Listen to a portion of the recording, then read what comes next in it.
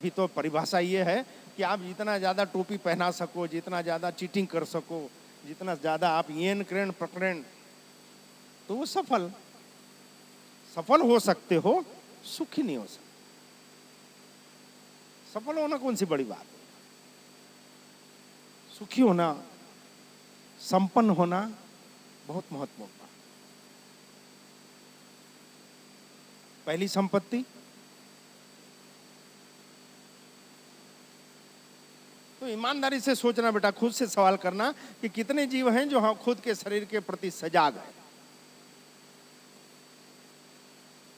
कितने जीव हैं जो हमारे खुद के शरीर के प्रति सजाग हैं या खुद के शरीर की भाषा को समझते हैं।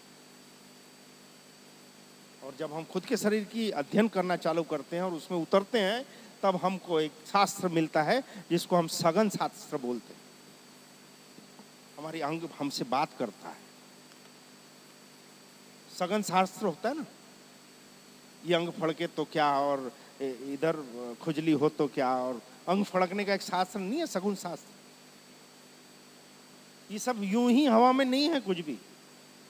कोई इंसान आ रहा है तो चौखट में चढ़ते पहला कदम कौन सा उठा रहा है, तो उससे उसकी भावनाएं क्या होगी ये मालूम पड़ता है। कोई सवाल कर रहा है, कोई समस्या कर रहा है, कोई बात कर रहा है, उस समय उसकी आंखों की क्या एक्टिविटीज है, पलकों की, उस समय वो क्या खजवा के बात कर रहा है, उस पे उस शरीर की तासीर समझना। पहली संपत्ति हमारे शरीर सुख। दूसरी संपत्ति हमारी महत्वपूर्ण पारिवारिक सुख।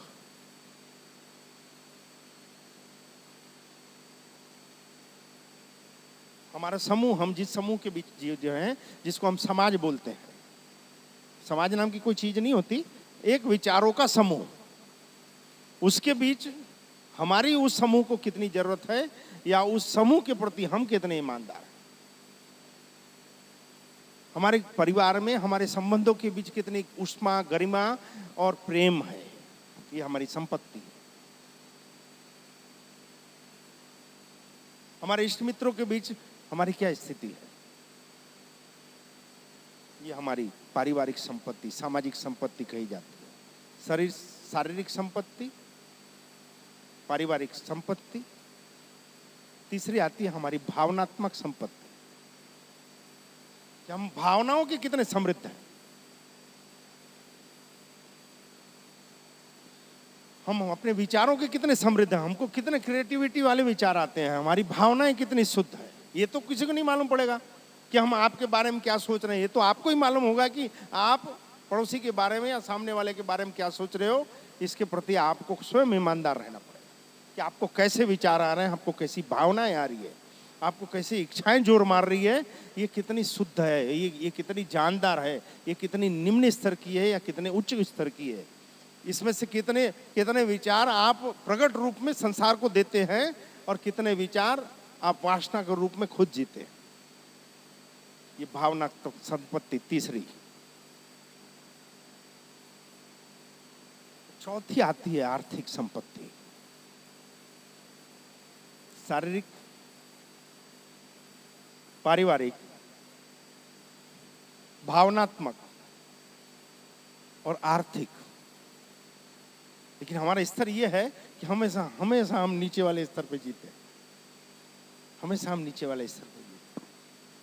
आर्थिक रूप से संपन्न होना या ज्यादा संपत्ति अर्जित करना हम सफलता का एक पैमाना बना लिए, ये एकदम गलत है। ये चारों का समन्वय है, ये चारों टायर जब सही हो तब हमारी जिंदगी की गाड़ी में मस्ती आती है और स्पीड आती है। अगर एक भी नहीं है तो हम दूसरे तीन को सही तरीके से नहीं जी सकते। एक टायर में हवा कम हो या पंचर हो तो या मैडे क्या होगा। ये चारें बहुत महत्वपूर्ण हैं और ये हमको आध्यात्म देता है। हमारा वेद, हमारा सनातन धर्म, हमारे शास्त्र हमको ये सिखाते हैं कि ये जो छोटा सा जीवन मिला है इतनी बड़ी सृष्टि में मनुष्य योनि के रूप में, उसमें हमको करना क्या है। हमको ये नहीं मालूम करना क्या है। 10 में से 9 लोग खाली नौकरी के लिए और पैसा बनाने के लिए जी रहे हैं बस। पहले पैसा बनाओ, पैसा बनाओ, पैसा बनाओ, फिर उस पैसा बनाने के चक्कर में शरीर बिगाड़ो, बाद में उस पैसे को बिगड़े हुए शरीर को बनाने में डालो। आखिरी में गुणा भाग करके हाथ में आया, मरने के समय अफसोस रहे हमको, वो नर्क। मरना तो सभी को है, लेकिन अगर मृत्यु के समय में, देह छोड़ने के समय अगर हमको अफसोस है तो वो हमारा नर्क है। और अंतिम समय जैसे नजीक आ रहा और हमको खुशी होने लगे कि हमने अपनी जिंदगी जी, जो हो सकता था वो हमने अपने औकात के हिसाब से पॉजिटिव किया, हमने हेल्प किया, हमने सही या गलत की परवाह नहीं की। उस समय काल में जो जरूरी था और मेरी औकात में था, मेरी ताकत में था, मेरी बुद्धि की समझ से हमने वो किया, उस चीज की हमको तृप्ति होनी चाहिए।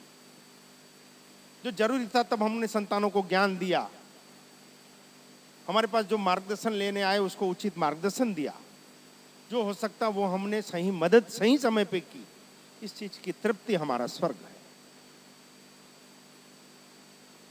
हम जिंदगी भर कुछ नहीं करेंगे और सोचेंगे आखिरी समय में हम पीसफुल रहे। आप अच्छे से अच्छा कर्म करो तो मरना है, आप बुरे से बुरा कर्म करो तो मरना है। लेकिन उस मृत्यु के समय में हमारी एक्टिविटीज क्या है, हमारी सोच क्या है?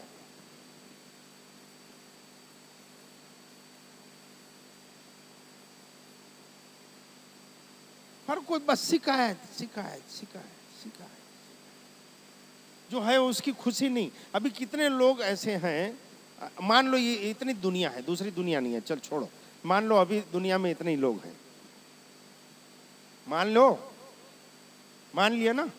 अब इसमें से कितने लोग ऐसे हैं जो अपने दांत के प्रति सजाग है? बताओ, चलो, दांत जिससे हम भोजन करते हैं, एकदम मतलब खुली बात है, हमारा ध्यान ही नहीं जाता। जब तक दांत न दुखे हमारा ध्यान दांत में नहीं जाता। आंख के प्रति, चमड़ी के प्रति, पेट के प्रति, हृदय के प्रति, योनि के प्रति, गुदा के प्रति, जब तक वो रिपेयरिंग में ना आ जाए, और हम तब तक देव को भी याद नहीं करते जब तक हम दुख के दलदल में न घुस जाए। यानी जो चीज अच्छी है, जो हमारे पास पर्याप्त मात्रा में है, उसका हम कभी सदुपयोग नहीं करते। लेकिन जो चीज हमारे पास नहीं है, जिस चीज की हमारे पास कमी है, जिस चीज का हमारे पास अभाव है, हम उसकी जिद, उसका रोना वो निश्चित रूप से करेंगे। एक माड़ी की हम पढ़ी लिखी लड़की आई थी। पढ़े लिखे गंवार लोग बहुत हैं, ज्यादातर पढ़े लिखे गंवार ही हैं माड़ी के यहाँ।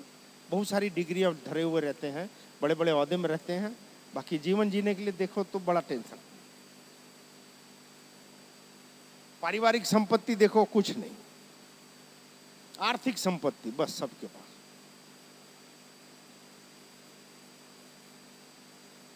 वो लड़की एमबीए की हुई थी, डॉक्टर थी,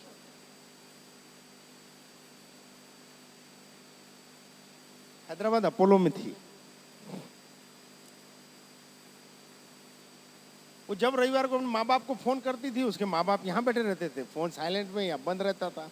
तो एक बार हैदराबाद से आई ना, तो वो झगड़ा करने के लिए माणिकधाम आई थी कि बेवकूफ है साले, बैठे रहते हैं रविवार को, वेस्ट कर रहे हैं टाइम को, और आपको और क्या नहीं, जब देखो बैठे रहते हो यहाँ पे ऐसा। पर उसके माँ बाप लोग आगे बैठे थे, वो आगे कोई जाने न दे सेवक, तो मजबूरन उसको वो 2 घंटा सत्संग झेलना पड़ा। 2 घंटा जब सत्संग सुने तो आखिरी में पलथी मार्ग बैठ गई। क्या हुआ? मैं सोची कोई बाबा बैगा होगा, और रामायण, भागवत, गीता, पर ये तो लाइफ की हकीकत माड़ी के यहाँ बताई जाती है। परिणाम ये हुआ कि वो नौकरी छोड़ के अपोलो से माड़ी के यहाँ आ गई। उसको बोले अब शादी के लायक हो गई, शादी कर देते हैं, बहुत बढ़िया। शादी की तो बात ही नहीं करना माड़ी, क्यों?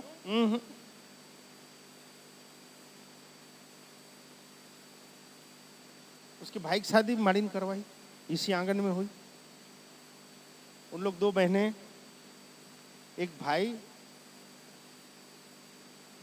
शादी की तो माड़ी बात ही नहीं करना, क्यों? नहीं, जिंदगी भर यहाँ सेवा करूंगी, शादी नहीं करूंगी।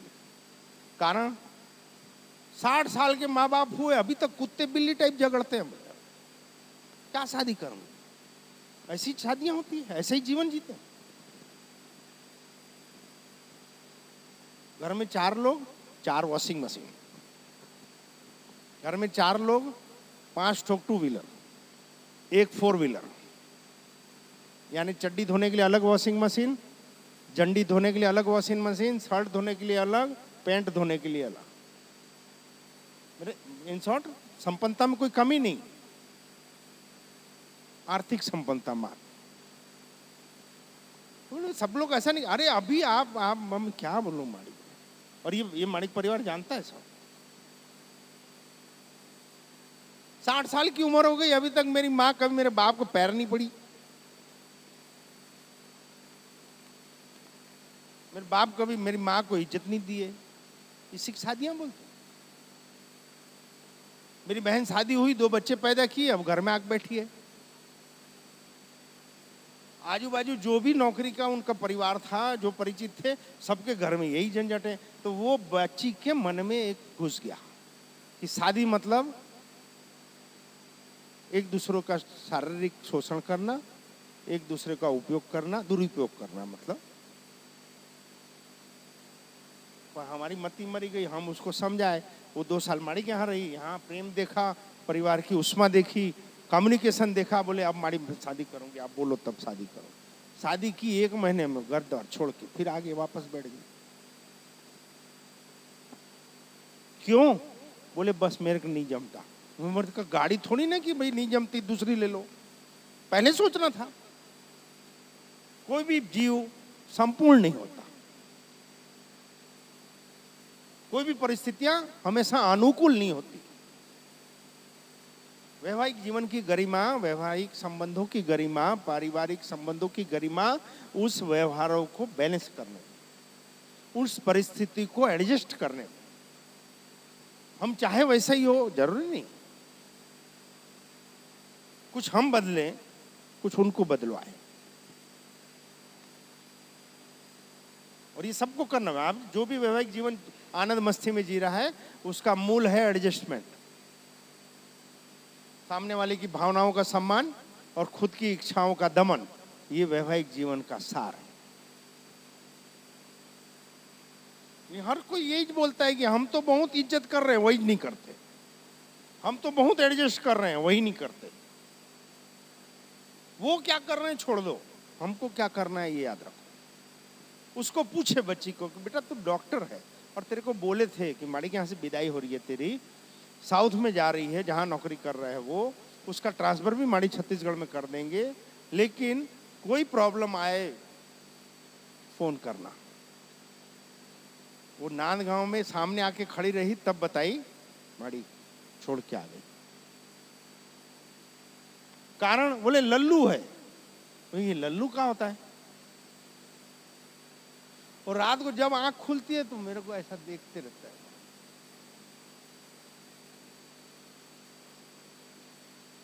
मैं क्या? बोले 1-2 बार आंख खुली, वो मेरे को ऐसे ही देख रहा है। बोले तकदीर वाली ये भूतनी की कि कोई तेरे को देख रहा है। यानी वो एक बताया ना उस टाइप का, किसी को तो कुछ भी कर लो। तो बेटा तकदीर वाले हो बेटा, शादी हुई है तो ये तो स्वाभाविक रीत है। अगर ऐसा तो वो ऑफिस जाऊं तो पूछता है ऑफिस जाऊं क्या? वहां से 4 बार फोन आया भोजन की, तेरे को अनकंफर्टेबल तो नहीं लग रहा है? तू खुश तो है ना? दिन में 4 बार ऑफिस से फोन करके पूछता है और रोज कुछ ना कुछ लेके आ जाता मेरे लिए। बोले तकदीर वाले हो। बोले और क्या है, ऐब क्या है बता? तम्बाकू खाता है? बोले नहीं। सिगरेट पीता है? नहीं। दारू? नहीं। नॉनवेज? नहीं। तभी तो लल्लू है बोलता है। ये आज की पढ़ी लिखी लड़कियों की परिभाषाएं हैं। यही ऐब निकाले थे ना उसने। देखो डेसिंग होना चाहिए। डेसिंग तो भूतड़े होते हैं, संस्कारवान नहीं होते। यानी इतनी पॉजिटिविटी मिली आज की लड़की को, माड़ी ने जो उस पात्र को ढूंढ के दिया था उसके लिए, वो नहीं। आज खुले सांड जैसे भले घूम रहे हैं।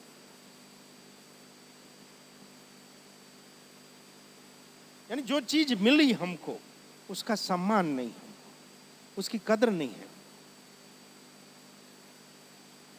लेकिन हम सोचते हैं हमारी जो सोच है, हमारी जो इच्छाएं हैं, हमारे साथ वही सब कुछ घटित होना चाहिए।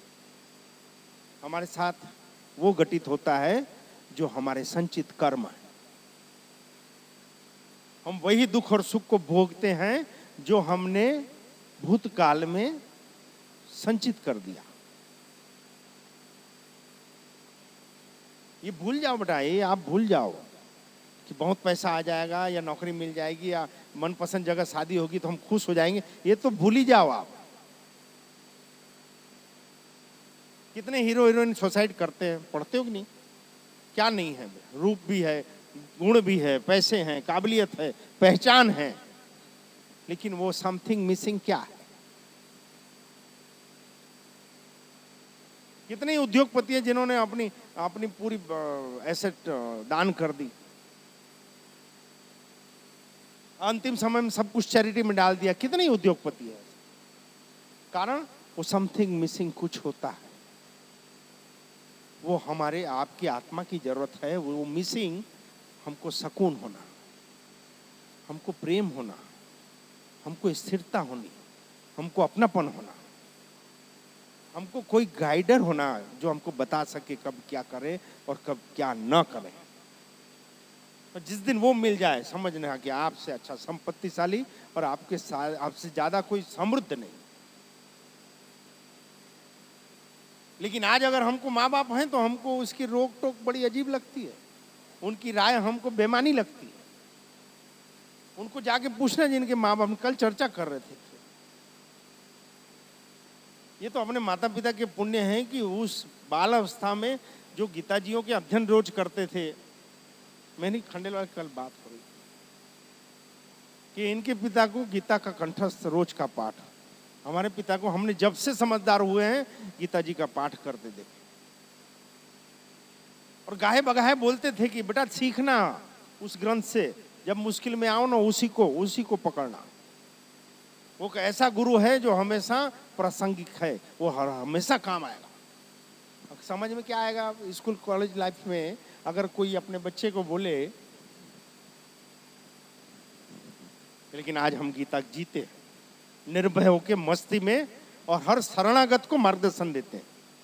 हम नहीं, वो माँ जगदम्बा की कृपा है कि वो बुद्धि, वो प्रेरणाएं दी कि गीता का सार समझ में आने लगा कि हर क्षण, हर घड़ी, हर परिस्थिति के लिए हमारा पूरा परिवार तैयार रहता है।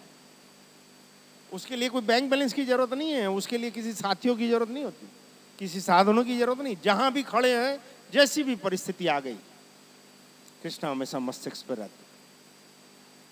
आप तो अपने अपने ग्रंथ पे, अपने संप्रदाय पे श्रद्धा रखो, आप अपने भाव पे श्रद्धा रखो, आप अपने गुरु पे, अपने माता पिता पे श्रद्धा रखो, और फिर देखो शिकायतें बंद। अब जो चीज है, जो समय है, जो परिस्थिति है, उसको हमको कैसे यूटिलाइज करके, क्रिएटिविटी माइंड कैसे हो हमारा, उसमें हम क्या ज्यादा से ज्यादा ले सकते हैं, जिसको इंग्लिश में क्या बोलते हैं, प्रोडक्टिविटी बोलते हैं, क्या बोलते हैं? काश इंग्लिश पढ़ लिए रहते हैं।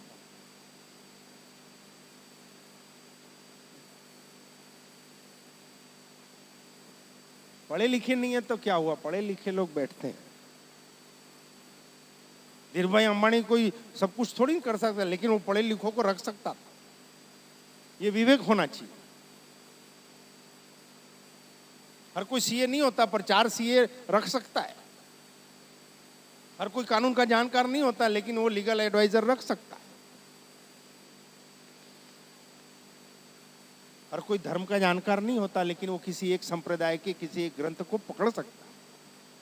अपनी छोटी सी बुद्धि में जितना समझ में आए उतना जीवन में उतार सकता है। जरूर नहीं है हमको सब कुछ सब समय समझ में आए। जो समझ में नहीं आए वो राय ले लो, स्वीकार करो कि हम इस चीज में कमी है, हमको इस चीज की जानकारी नहीं है, स्वीकार करो। और जिसके पास है उसको स्वीकार करो कि इसमें आप अच्छे हैं, ये आपकी खूबी है, ये आपकी लायकियत है, हमारे में ये कमी है। बस स्वीकार करना है सामने वाले की खूबियों को, अपनी कमियों को। और जिस दिन हम ये करने लग जाएंगे उससे जुड़ना चालू हो जाएगा।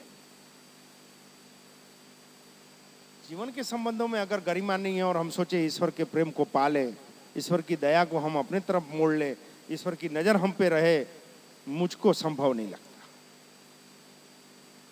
आप सबको बहुत बहुत प्यार। आप बहुत अच्छे हो कि हर रविवार को झेलते हो। कुछ बीज अंकुरित हो जाए खाली।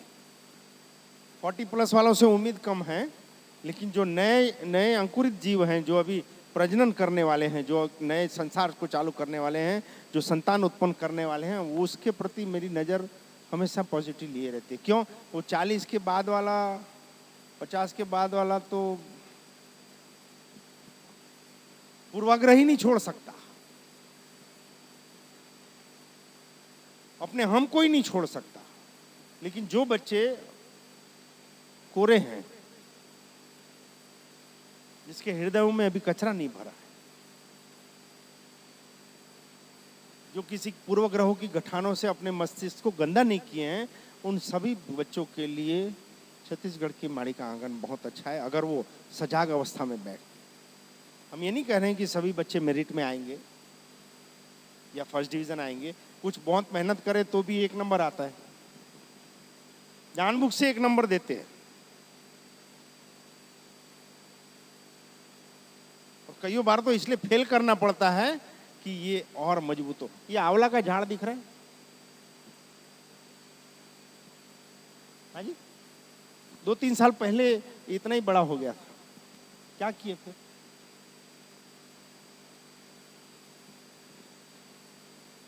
जब उसकी बहुत सारी डालियां निकल गई, 3 साल पहले वो आंवला का जाल इतना ही बड़ा था, अभी भी उतना ही है। क्यों?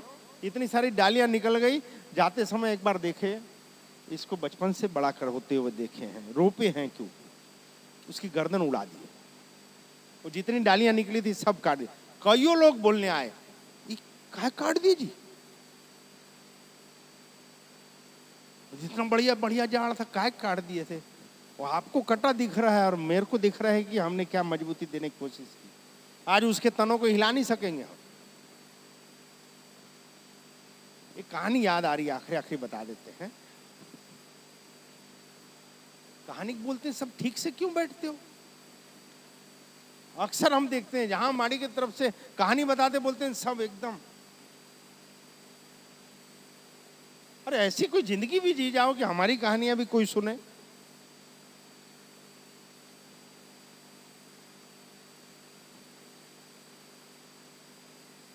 एक सोसाइटी में 2 परिवार रहते थे। एक अधिकारी था और दूसरा रिटायर्ड अधिकारी था। तो दोनों को बागबानी का बड़ा शौक था, वो पौधे लगाते ना, गार्डनिंग का बहुत शौक था। एक रिटायर्ड था और एक की नौकरी चल रही थी। तो जिसकी नौकरी चल रही थी ना, उसकी घरवाली रोज खूब सारा पानी दे पौधों को। बागमान आए, वो खातू दे, दवाई छीटे, ये वो सब। और दूसरे को भी शौक था बहुत, जो रिटायर्ड था उसको। लेकिन वो 2 दिन में 3 दिन में एक बार अपने पौधों का पानी दे।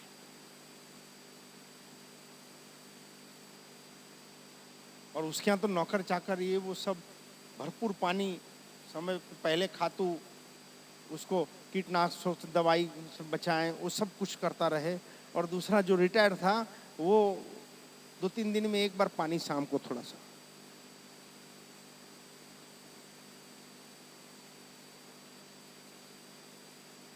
अब जो ज्यादा पानी दे रहे थे, खातू पानी दे, स्वाभाविक रूप से उसके फूल पौधे एकदम हरे हरे, उसका बगीचा बहुत शानदार दिखे। और जो रिटायर्ड था वो उसके यहाँ उतनी रौनक नहीं।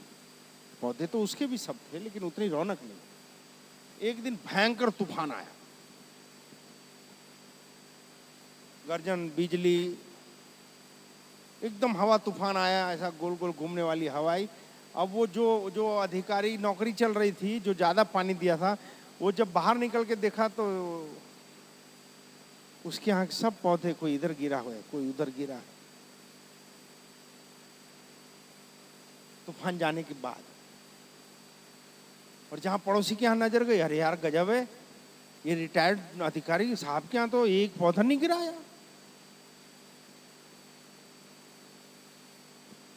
दोनों थोड़ी देर में बाहर मिले, बोले यार साहब एक बात समझ नहीं आई, हम लोग इतना पानी खातू और इतनी दवा दारू करते थे, इतना बड़े बगीचा था, हमारे सब पौधे और पेड़ गिर गए, आपके यहाँ सब एकदम मजबूती से खड़े हैं, कारण? बोले साहब मैं तो देखता था आप रोज पानी दे रहे हो, आप इतना संभाल किए कि वह स्वतः से अपनी जड़ें मजबूत करने के काबिल नहीं रहे आपके पौधे। जिसको आप अत्यधिक प्रेम बता रहे थे, उसके कारण आपके पौधों ने वो जड़ें जमीन में अपनी मजबूत नहीं की। इसलिए मैं 2-3 दिनों में एक बार पानी देता था, ताकि वो स्वयं से अपनी जड़ों को मजबूत करके जमीन से पानी लेने की कोशिश करे और उसके जीवन की मजबूती आए। इसलिए मेरे पौधे गिरे नहीं। और जिसको आप प्रेम बोल रहे थे या सुविधा बोल रहे थे या सुख बोल रहे थे, वो ज्यादा पानी दो, ज्यादा खातू दो, ज्यादा कीटनाशक दो, ये भूल के अपनी संतानों के साथ मत करना। मुझको दया आती है ऐसे माँ बापों को जो अपनी संतानों को ज्यादा संभाल के रखते। अपनी संतान जब बड़ी हो रही है तो ठोकरों पे रखना,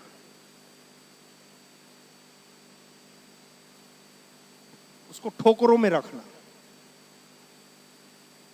लेकिन हमेशा नजर रखना कि कहीं वो इतना न गिर जाए कि कभी उसको टूटने की नौबत आए।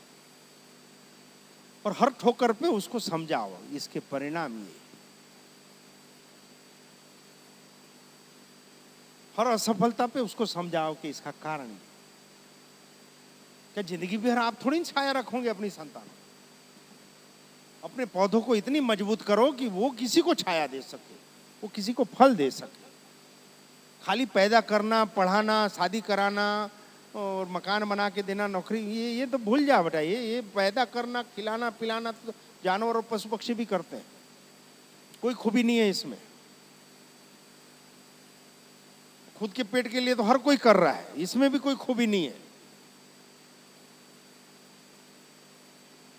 खूबी इसमें है कि हम जगत के लिए, दूसरे जीवात्माओं के लिए, प्रकृति के लिए, वनस्पतियों के लिए, इस सृष्टि के लिए हम क्या कर सकते। कई लोग अच्छे अच्छे सवाल करते हैं, कभी कभी अकेले देखते हैं तब तो बड़ी बढ़िया बढ़िया बढ़िया खुजली करते हैं।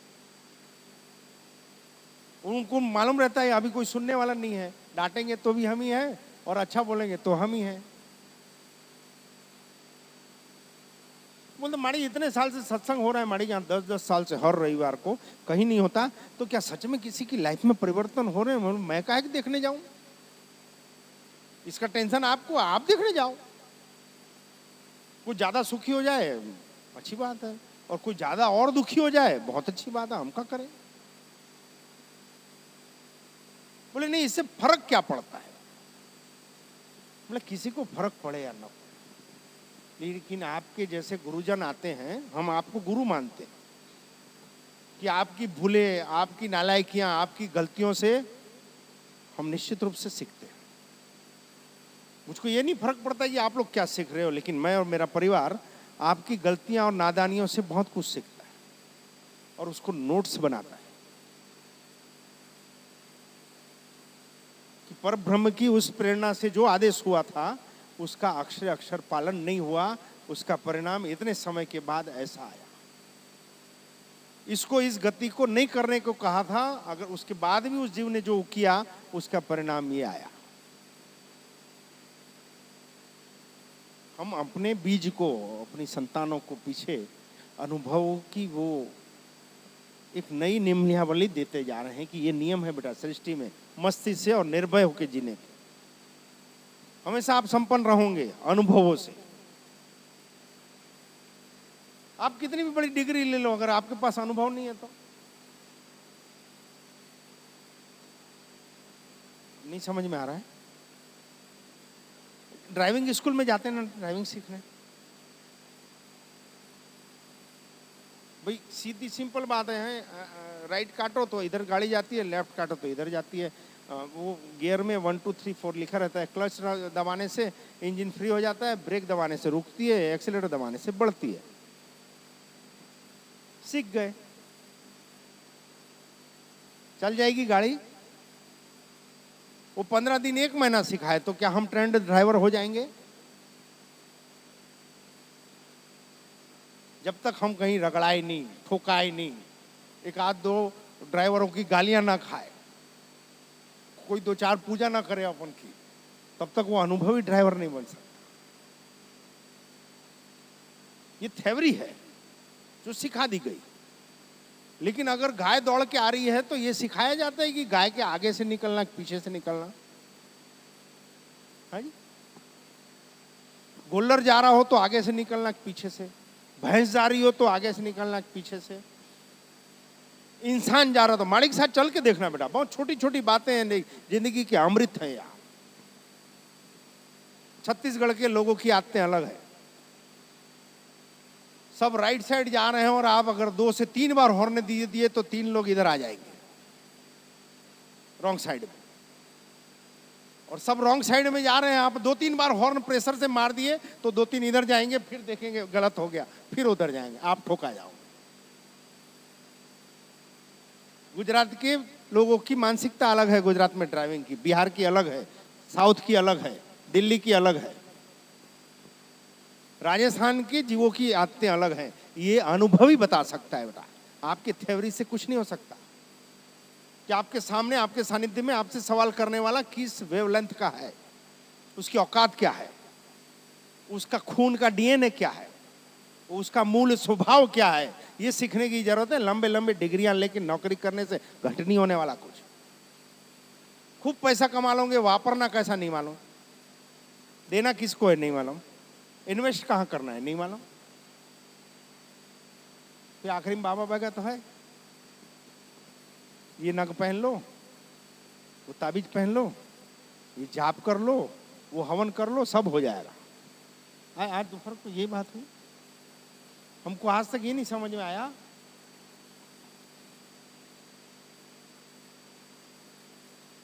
ईश्वर हमारे बाप का नौकर थोड़ी ना है यार।